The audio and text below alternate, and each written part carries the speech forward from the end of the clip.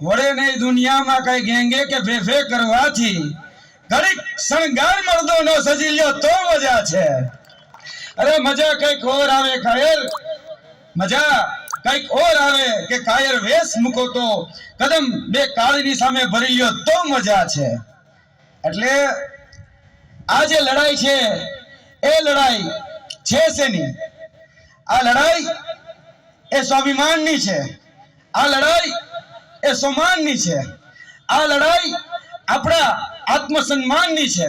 અને આ લડાઈ જ્યારે આપણા સ્વાભિમાનની હોય, આપણા સોમાનની હોય, આપણા આત્મસન્માનની હોય ત્યારે એ ચોક્કસપણે કહેવાનું કે હવે આપણે બધાએ સમજી જવાની જરૂર છે કે આ જો લડત આપણે ચૂકી ગયા, આ લડતમાં ક્યાંક આપણે પાછા પડી ગયા તો એક આવતા 50 વર્ષ સુધી એક શૂન્ય અવકાશ થઈ જશે.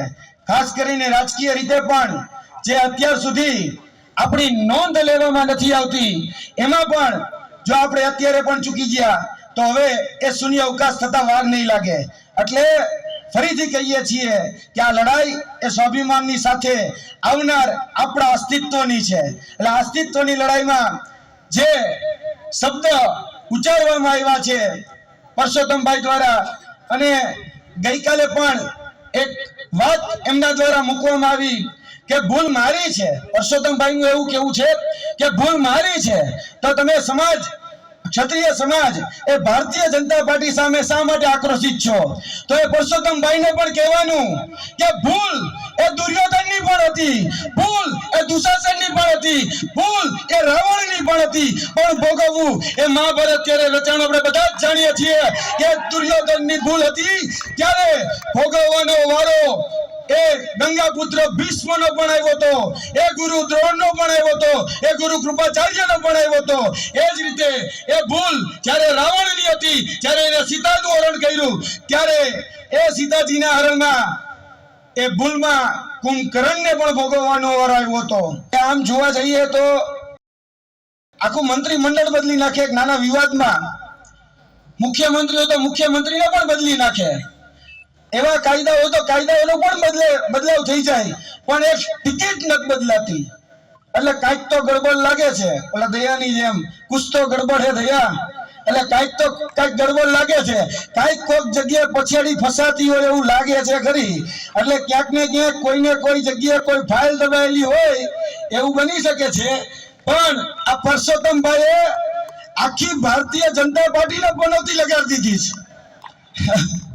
કેમ કે પરસોત્તમભાઈ જે વાણી વિલાસ કર્યો, અને વાણી વિલાસમાં જેને કારણે આજે ક્ષત્રિય સમાજ તમામ એક થઈ અને પોતાની આ લડત એ લડી રહ્યો છે, ત્યારે જે રીતે જે લોકોની માનસિકતા એ ક્યાંક ને ક્યાંક એની અંદર કચરો હોય, દૂષણ હોય, તો જે આમ ઘણી વખત કહેતો હોય છું કે જે સરપંચ બનવાને લાયક ન હોય એને સંસદ બનાવવા જવાય નહીં.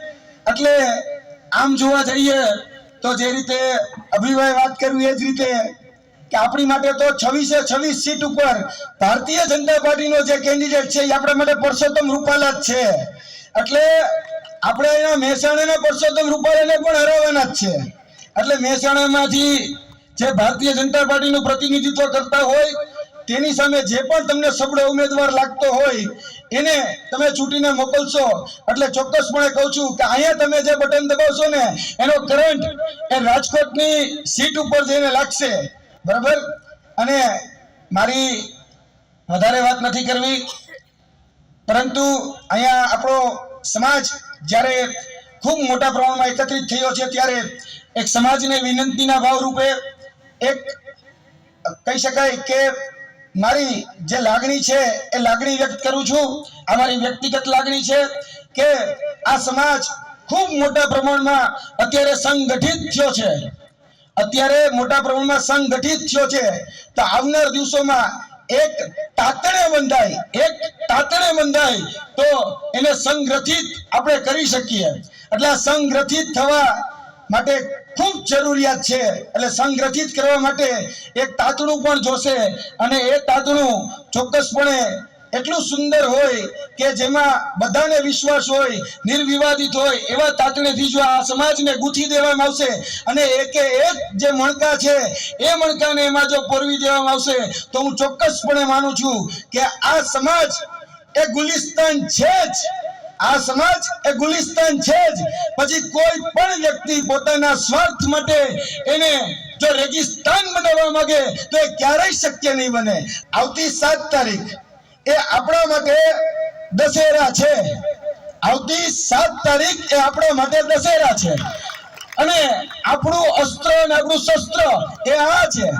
આપણું અસ્ત્ર અને આપણું શસ્ત્ર એ આપણું જે મતાધિકાર છે એ જ આપણું શસ્ત્ર છે.